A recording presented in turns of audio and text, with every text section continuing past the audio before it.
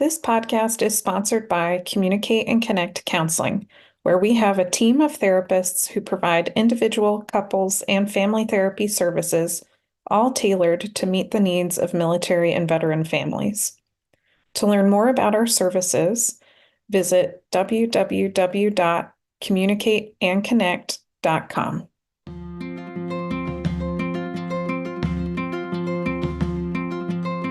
Welcome to the Communicate and Connect podcast for military relationships with your host, Elizabeth Polinsky, a military marriage counselor. If this is your first time listening to the Communicate and Connect podcast, please take a second to go rate, review, and subscribe to make sure you get all our future episodes. We also really want to know what it is you love about our podcast, and if for some reason you're not loving it, we want to know that too, because we're committed to providing the best quality content to help you improve your relationships.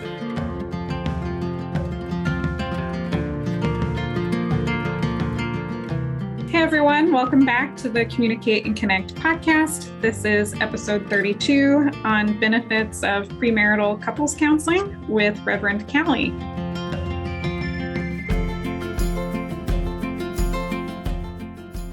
I'm really excited to have Reverend Callie here with us today.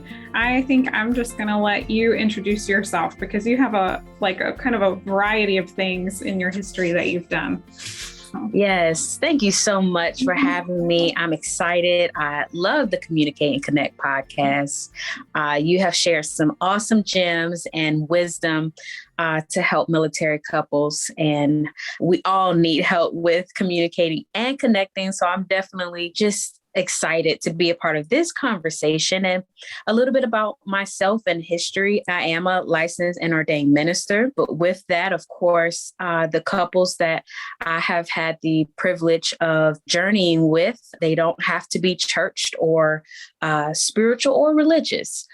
So I find myself to be a very inclusive space, a very accepting space, non-judgmental, non-anxious, and because that also comes from my skills as a hospital chaplain. So as a chaplain in healthcare, I have served in a level 1 trauma center as well as with veterans through the VA. And so I have definitely enjoyed my time being able to offer pastoral care and counseling to veterans for individual counseling, couples counseling, or family counseling. I also wear the hat of wedding officiant, and that definitely comes sometimes, of course, synonymous with being a minister or a chaplain. And so being a wedding officiant has allowed me to reach people beyond sometimes the 4 walls of a church. So I have enjoyed that journey as well. And also being a wedding officiant, sometimes you also have to put on the hat of being a premarital counselor. And so all of that has really allowed me to journey with couples on their way to marriage. And even before marriage, just being able to strengthen their relational skills and communication skills. And so, I've definitely taken all of these experience and added another responsibility to my list while currently being in a graduate program for social work to join in that great group of licensed clinical social workers. So I'm excited for all of my experiences coming together so that I can further serve and help those in need, especially couples who want to do the work to strengthen their relationship. So I'm excited about what we'll talk about in hopes to maybe persuading those couples who have been hesitant about premarital counseling to maybe dispelling some myths and highlighting the benefits of it. You wear so many hats. You've done so many cool things. I don't think I could have done it justice. So I'm so glad I had you introduce yourself. And I just love that you're like a really great example of merging like faith and clinical practice. And yes, that's such an important thing. Like someone's spirituality and their spiritual life is such an integral part of who they are as a person. And sometimes it doesn't get fully, addressed. Like I'm not trained the way you are to be able to help somebody with that aspect of their life. And so I think that's so cool that you are able to bridge the two there. Yeah, I really love and enjoy being able to meet couples who want to involve that spirituality component to their counseling. For some couples can definitely be a plus, but also to those couples who feel like they don't have a spiritual base or, a spirituality that they lean on. It also doesn't have to be a barrier. Yeah, I think another reason why I was excited to have you on the podcast is because a lot of people, when they are getting married, they might go through premarital counseling with their pastor or with a pastor versus somebody who is maybe like a licensed therapist. And I know there are quite a few different options for premarital counseling, and I wanted to give kind of the listeners the layout of their options. And I might actually start with a story briefly of like my personal experience with premarital counseling. We used Military OneSource. I don't know if you're familiar with that, but it's a free resource that is provided to military families where they can get up to 12 sessions of free counseling a year. And so we did that for premarital counseling, and we actually had a really horrible experience, Wow. Which is so unfortunate. But I think especially for military couples, that's kind of what is pushed, is like Military OneSource is your resource for counseling, premarital counseling. And we were pretty like appalled. The person had never really didn't work with couples. They worked with foster kids. They never even asked us like if we had any concerns about our relationship. And then the moment I brought it up, I was like, okay, actually, I want to talk about this. I have these concerns about getting married. And she said, oh, I can't help you. Then fired us as a couple. And I was like, wow, that's the quality of services I get with Military OneSource. Okay. So I have a strong bias against it because we had a negative experience. I'm sure other people have more positive experiences, but I wanted people to know there are better options out there. So I'm glad we're going to talk about premarital counseling. Yeah. Definitely. I think that is so important to understand what options and resources are out there. And sometimes that can feel overwhelming if you're not sure where to start. Yeah. And for some couples, that's a barrier, and it just kind of further delays the journey of being able to start premarital counseling. It's like, well, where do we start? Or I don't even know where to begin to look. And sometimes you may start with Google, or you may start with asking, a friend or a family member. And so, for instance, if a friend or a family member had a bad experience and they share that with you, that may also kind of settle in your mind and be like, well, they had a bad experience. What if I have a bad experience? And it just kind of delays the progress. And I've certainly had interactions and sessions with veterans who didn't always have pleasant experience with counseling or couples counseling and during their time of service. And because, they've expressed it felt like it was just something to check the box. Mm-hmm. And they were looking for more of having a relational, experience, having a good rapport with their therapist, and feeling like, they weren't just someone that was checking off a box for them to fulfill what they needed. And so it's so important to not allow one experience. Sometimes you may have a not so good experience, but just the willingness to say, I'm going to try again and see, where the next search takes us. And I always encourage couples to have a sense of expectation for, what you're looking for in the therapist or in the counselor or in the pastor. So, you have an idea of what you're looking for, because if you don't know what you're looking for, then you may be easily disappointed. So it really does kind of start with having a conversation with your partner to say, what do we want to get out of, the premarital counseling?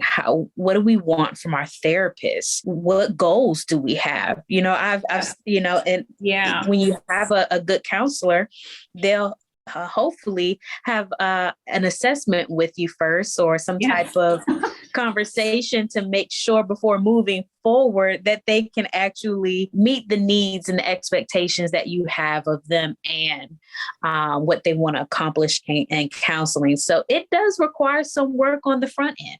Yes. Yeah. I like that idea of let's talk together and have expectations, because I do think people should have expectations of who they're working with and have some high standards. And it's okay if you don't click with the person, find someone else. And I did find someone else, but I found them outside of military one source. And after doing my own sort of research into what was available and what different people did. And so while military one source is one option for people, seeing a licensed marriage counselor is another option. And then also seeing someone who is like a pastor or doing pastoral counseling is also a really great option. So maybe we could talk about, assuming you have a good experience, what the benefits are of premarital counseling. Do you have any thoughts about that? Yeah, I really think that there are so many benefits to premarital counseling that sometimes couples may overlook if they are coming into the thought of it, with some hesitation, with the hesitation of, I don't want to be judged, or I don't want to be vulnerable. And so it kind of limits the idea of what they could gain. And there's so much to gain from premarital counseling. I love when I first have my initial conversations with the couple. Usually the fiance, my guys are always usually more reserved. Mm-hmm. And so they're like, I don't really talk. And, they're very nonchalant and indifferent. And by the end, they are laughing. They are open. They are transparent. And they look at me and say, I don't know how you did it. And they find themselves becoming an advocate, telling their friends hey, you all need to go and do premarital counseling. It has worked wonders for us. So I think the benefits are so rich when you allow yourself to be open first to the experience of premarital counseling. So some of the benefits are that first, it's a great preventative measure. Yeah. For couples that start with premarital counseling, you actually decrease the risk of divorce. And so it's scientifically proven and shows that couples who do premarital counseling actually have, more relational skills and tools that they can use when, and I say when and not if, they run into issues or concerns in their relationship, because those are going to come. It's just a matter of how are you going to handle it? How are you going to work through it? Mm-hmm. So, of course, some of the benefits to premarital counseling comes with emphasizing, or I would say maximizing, on the strengths that you already have. So one of the things that I talk with my couples about in the assessment process are, what are the strengths? What are the things that you already do well? Because that's what I want to maximize on. I want to start with and empower what you are already doing well and show you what you're already doing well. And I want them to feel good about that and give themselves a pat on the back. We do, laugh well together. We do this well together. And I want them to see that they have more strength starting out first. So I want to maximize their strengths. And then, the number one goal that everyone wants to walk away with is communication. Yeah. We want stronger communication skills. And I always challenge that a little bit more and say, tell me more about what that means. Tell me, give me an example, right? Because communication can be so broad, and we really want to narrow it down to understand what is it about communication that you want to improve. I always say, in order to have good communication skills, first you have to have great listening skills.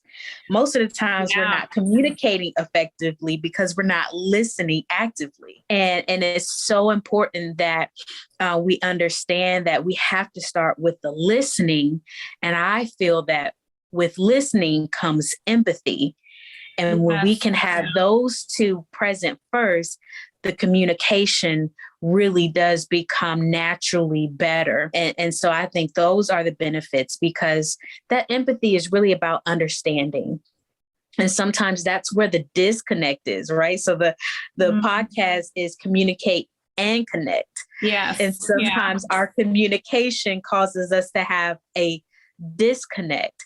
So we want to look at what are this cycle of interaction and looking at where couples are getting stuck and how do we get them unstuck.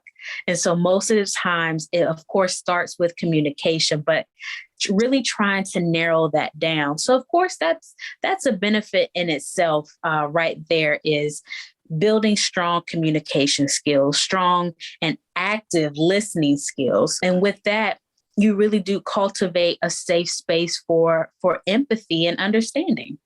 I love that you are talking about this. I feel like you're like speaking the language of my heart, it's so lovely because how can communication go well if I don't listen and listen to understand instead of listening to respond, and having leading with my caring for my partner and the empathy there like that. I think that's just so important. So let me summarize real fast. So far we've got benefits of premarital counseling include a preventative measure. So having more skills for when challenges come up in your relationship down the road. And I loved a lot of the things you were talking about how you would go through, you do an assessment, something our premarital couples counselor never did, but you do an assessment and you really focus on the strengths, what they're doing well, not necessarily problems. I think a lot of the problems might come later on in a marriage as well, but helping them build up their strengths so that way they can kind of be a strong unit before a ton of problems come along. And then and then one of the main topics you cover is communication. And I'm hearing communication has a lot to it, which involves listening and empathy.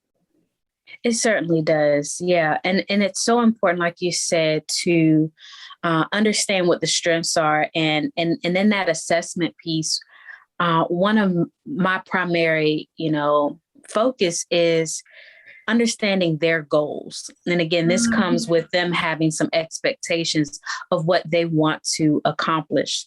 So for me, during that assessment period, some of the benefits are, how can couples establish their goals together? Yeah. And then how do we use those goals each session to see if we're meeting that goal, if we still if we're ready to progress to the next goal, or do we need to stay here a little bit longer and do some more work here, some more intervention, some more, listening to really understand if we're meeting the concerns. So it is so important, yes, to understand the strengths, also highlighting the goals, but we got to talk about the concerns. We got to talk about the challenges that that do exist. We definitely don't want to go in with rose-colored glasses and think, oh, my partner doesn't do anything that annoys me. My partner won't upset me. My partner hasn't upset me. So we definitely want to be open and transparent about setting some expectations around creating a safe space in couples counseling. And when you have a good therapist, a good counselor, whomever you're going to for premarital counseling, their role should always be to make sure the space is safe and it's non-anxious, it's not threatening, it's not judgmental, so that if there's a need to practice how couples need to address concerns, let's practice it here. Let's use the therapist as a coach to see maybe where the communication is kind of getting stuck, and allowing that therapist to kind of guide you through. So those are some of the benefits where you get this unbiased perspective and guidance from someone who does not know you, who won't take sides, because that's also a fear that, a therapist, is going to take sides with, my wife or my partner, I don't want to be ganged up on. And so sometimes that fear again delays the from getting to the benefits. So we want to make sure that we're practicing having a safe space at all times to address concerns, because we want to work on also that conflict resolution, how we resolving the conflict. Because I tell couples, if we don't resolve the conflict, we're going to repeat the conflict. Yes. Yeah. And so that's a part of the benefit, is knowing how to communicate what the concern is, but also how to resolve the concern. So you're not repeating the same type of conflict over and over again without any resolve. So I feel like that's also another strength, is by establishing those goals and having a safe space to practice how you want to address concerns. Sometimes you may have a partner that has an avoidant, personality, where they just kind of want to avoid confrontation, and they're not sure because maybe that was something that they picked up in their family of origin. Well, I saw my mom didn't, confront my dad, or my dad never confronted my mom, or my parents never confronted each other, and in order to avoid conflict. So we just never talked about our problems, and we just, let them kind of, disappear. They never got resolved, but there was always tension in the household. So we want to establish an atmosphere that allows couples to kind of practice and feel safe with how to establish their language to start to address maybe some concerns that they may have in the relationship. And just, by using the premarital counseling session as a safe space to do that is another benefit. Yeah, there's so much that you're saying that I really love. Like safety has to come first. Safety with your therapist or your pastor, but then safety in the couple relationship where we know, okay, I can share and I'm going to actually be listened to and understood, and my partner is going to care about what I'm saying, and that those things are they have to come first in order to have the conflict resolution and have it in a way that actually really resolves it versus having it keep coming up. I think another thing that's standing out in my mind just about our episode so far, my intention starting this was just to talk about premarital couples counseling, to try to, because couples who go through premarital couples counseling, they do have better outcomes than couples who don't go through premarital couples counseling. So that was my intention in this, but we're also getting this side message here of what makes for a good counseling experience and what makes for a bad counseling experience, and how to know the difference and what to look for in your provider, which I think is also a useful message. So definitely. Definitely. And I said it starts with the research. Sometimes depending on, say, for instance, when I started my own personal search for a therapist, I started on Psychology Today, and it, allowed me to kind of list and type in my zip code to find therapists that were in the area. And I was able to read their specialties, to see what they specialize in, to see, okay, yes, I need someone with experience in life transitions and, burnout and compassion fatigue. And so that helped me to narrow down, this is who I want to, do further search on, to see if this is someone that I feel that I can connect with and go on a deeper level with and be vulnerable. So that's a part of the research that I think couples, should definitely look into. If we're talking about military couples and we have trauma, that is an issue, whether it's PTSD, whether it's military sexual trauma, the list goes on for sometimes the conditions that can, for instance, just chronic pain can really have an impact on how couples connect. So sometimes it's really about looking at the physical conditions that couples have, the physical, the emotional. We talk about moral injury. Sometimes that can be sometimes a barrier for couples to connect. And whether you have two partners who are both in the military, or one partner who's in the military and one who's civilian, and they don't know how to connect with their partner who is having some issues with PTSD or moral injury or MST.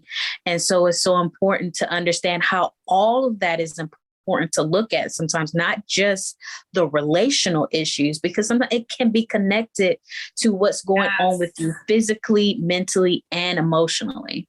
Yeah, I couldn't agree more. So I'm going to just summarize. So far we have, you want to research and make sure that whoever you're going to see, whether they're like a licensed therapist or a pastor, or even military one source, you want to make sure that that person you're going to see actually has training and experience in what you guys are going through, both as a couple, but maybe if you have something individually, like a lot of trauma in your background or an illness of some kind, you want your provider to be knowledgeable about working around that. And then I heard you talk about assessment, which is something I do also. Like, I feel like you have to do an assessment to figure out how people are communicating, how their families have impacted them. So you do an assessment, I do an assessment. That would be a sign of, like, you want that to happen. That would be a sign of a good experience, hopefully. And then you talked about really identifying goals, having a joint goal that comes from the couple, and consistently working towards those goals throughout each of your sessions together. And then the last one was safety, feeling safe with who you, and comfortable, that both partners in a relationship feel safe and comfortable with their provider. And those are signs of a more positive experience for premarital couples counseling. Most definitely. Yeah. And I would also say to couples that want to use their pastor, it's okay to ask your pastor if they use a particular curriculum, because sometimes pastors may develop their own premarital counseling format or layout that is interwoven with scripture or theology. And if you are looking for a different approach, it's okay to ask, do you also use a curriculum? Because there are definitely faith-based curriculums for premarital counseling. And there are some that, don't have a faith-based emphasis, but, it still allows for a faith-based, couple to still get what they need. And one of the things that one of the curriculums I use is SYMBIS, Saving Your Marriage Before It Starts. And that's been a great structured curriculum for me to use with couples, whether they are faith-based or not. And if, they are looking for more faith, we can always add that in. So it's just important to ask those questions as well of your pastor to see, hey, pastor, what are some of the topics that you're going to be covering during our premarital counseling? Like, we want to talk about finances. We want to talk about expectations. We want to talk about family of origin, conflict resolution, intimacy, children, how we're going to raise children, self-care, and again, that comes with the conversation that you have with your partner prior, or what are some of the topics that we definitely want to touch on. So it's okay also, just like you're looking for experience from a licensed professional, you can also engage and ask your, pastor or pastoral counselor their experience and access to resources and curriculum as well. I'm glad you brought that up, because that was going to be one of my questions was, what can people kind of expect from going through premarital couples counseling, and how might it be different from a pastor versus a therapist? And for sure, the faith base is like a huge part, but there are, and I think similarly to how some pastors kind of create their own premarital counseling curriculum that they follow, therapists might create their own too, but then there are those structured ones, whether they're more on the educational side or therapy side. There are very specific types of counseling that people could go through, or educational programs that people could go through. Can you think of any other differences that might exist between like seeing a pastor versus a counselor? Yeah, I think some of the differences when you're going to see a pastor, one of the things they may start with is prayer. And if that is something that is significant to a couple and they want to increase their faith or their spiritual journey, then that could be something that the pastor definitely helps them to increase their spiritual foundation. So they may start with incorporating such spiritual practices such as prayer. And so your pastor may start and end the session with prayer, or they may ask, the couple to initiate the prayer or end with the prayer to get them comfortable with developing, their spirituality or their spiritual practices. Pastor may also reference scripture and along with the topics throughout the sessions. So again, if, building your biblical knowledge is important and referring to the Bible is important as a part of building your relational foundation, then you may find benefit in having those scripture references. For instance, a pastor may also, whether it's a woman pastor or a male pastor, they may have their spouse to co-counsel with them. So you may also kind of have a joint session. And, for instance, like these marriage mentors that are guiding you through together. So you get both a male and, female perspective in the premarital counseling journey.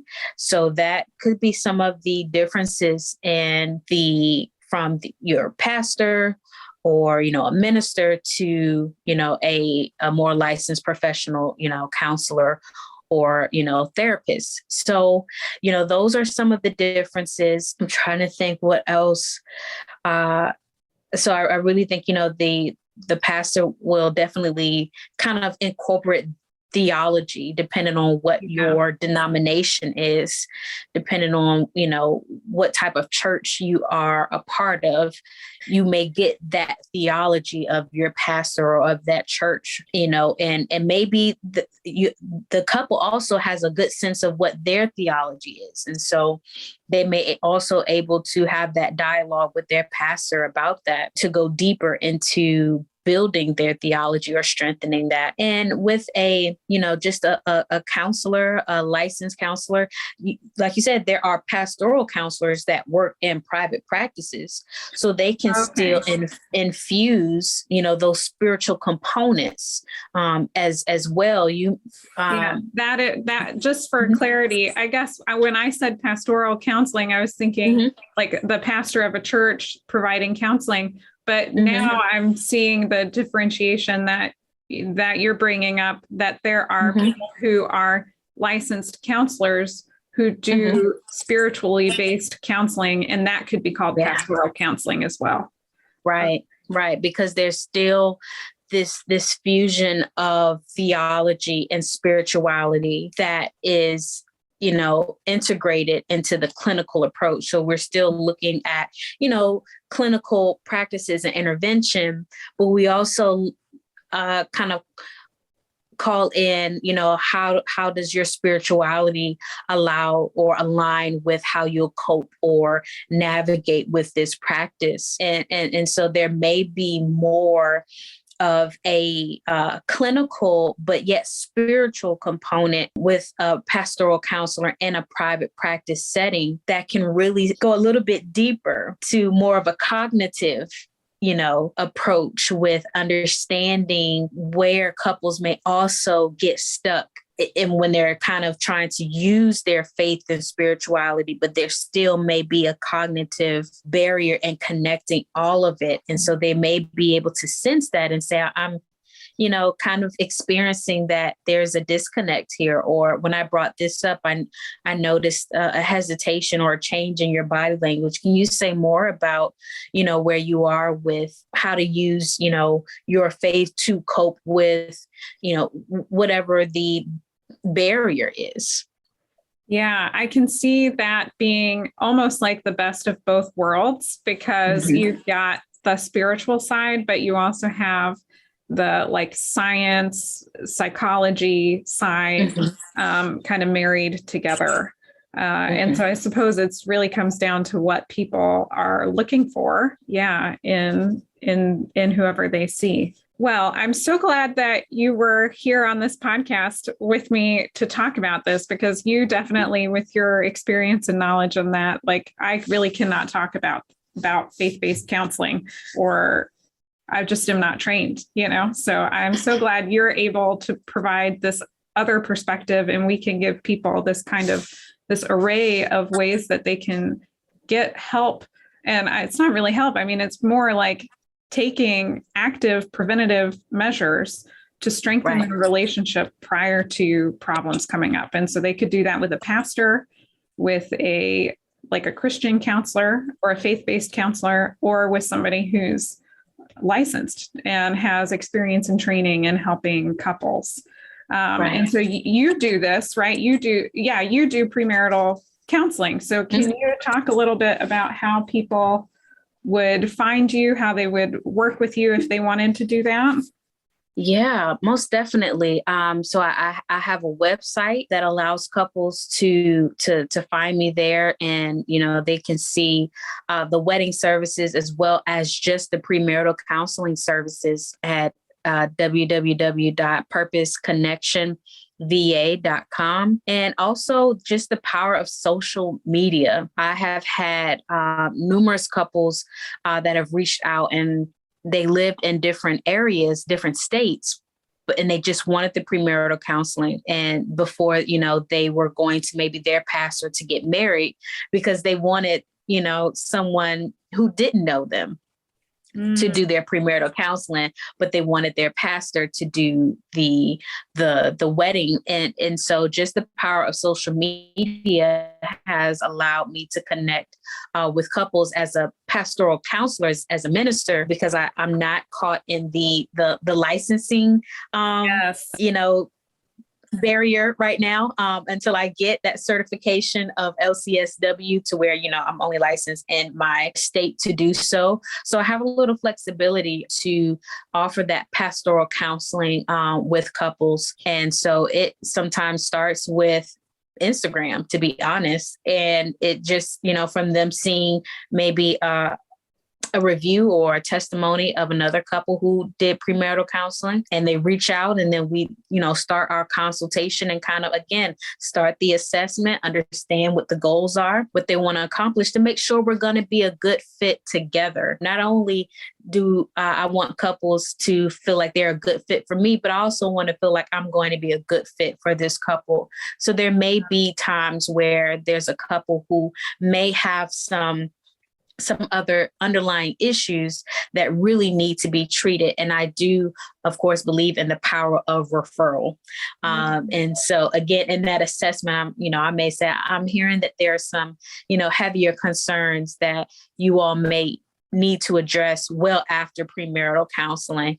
And I'm sensing you're going to need long-term support with that. So for that, I'm going to refer you to explore here, or I may have a direct handoff, for a therapist for them. So that's really kind of the start to how couples can, connect with me. And I will share just one last benefit to premarital counseling is deeper connection, building a deeper connection with your spouse, with your soon to be spouse, right?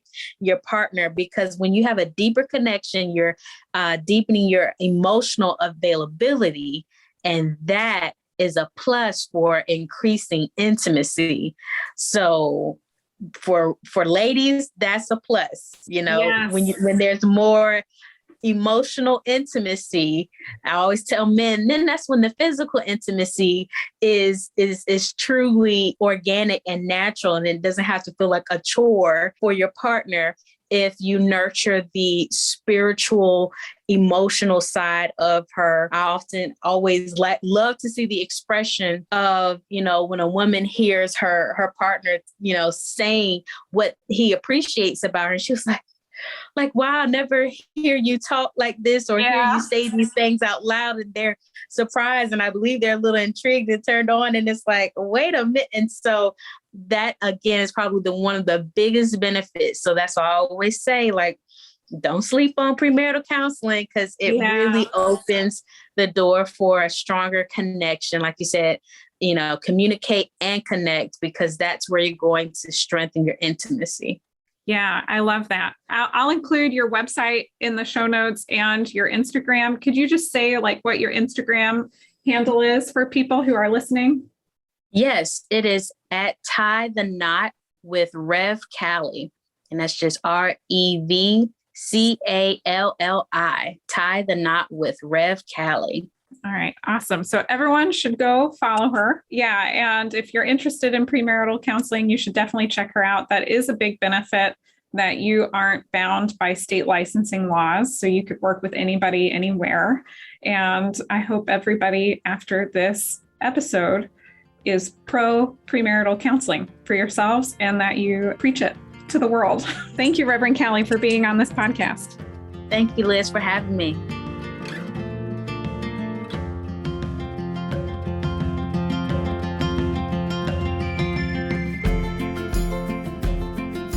I hope you enjoyed today's episode. If so, please take a second to go rate, review, and subscribe so you get all of our future episodes. Make sure to check out the show notes to sign up for our free 10-week relationship email course. This email course is really designed for people who are maybe having trouble with communication or connection in their relationship, and helping them develop some quick wins right away to start improving it.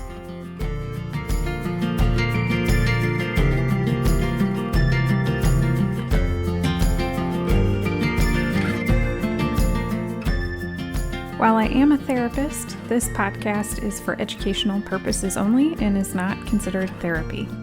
And it should also not be a replacement for therapy.